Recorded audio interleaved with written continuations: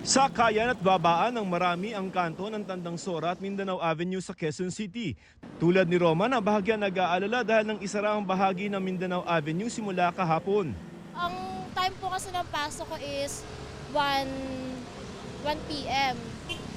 Pero aalis po ako na mas maaga para hindi po ako malate sa klase ko. Tatagal ng hanggang 3 taon na sarado ang bahaging ito ng Mindanao Avenue dahil sa gagawin na Tandang Sora Station ng Metro Manila Subway Project na inaasahang matatapos sa taong 2028.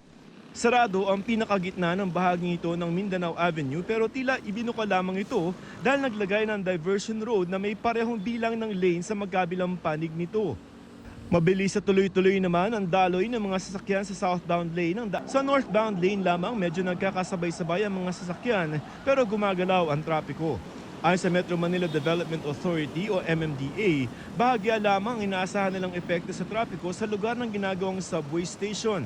Opo. Kumbaga, nagkaroon lang ng palikpik. Medyo kakanan lang po ng konti, ikot. Opo. Balik din naman po sila doon sa same road. May tinalaga ring traffic enforcers. Ang Tandang Sora Station ay isa sa 17 istasyon ng 33-kilometer subway na may kabuang halaga na lampas 400 bilyong piso.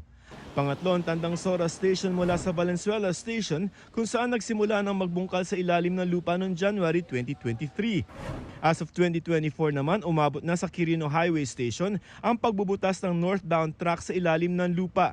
20% ng konstruksyon ng subway ang nagagawa na ayon sa DOTR, habang 2029 ito inaasahang maging fully operational.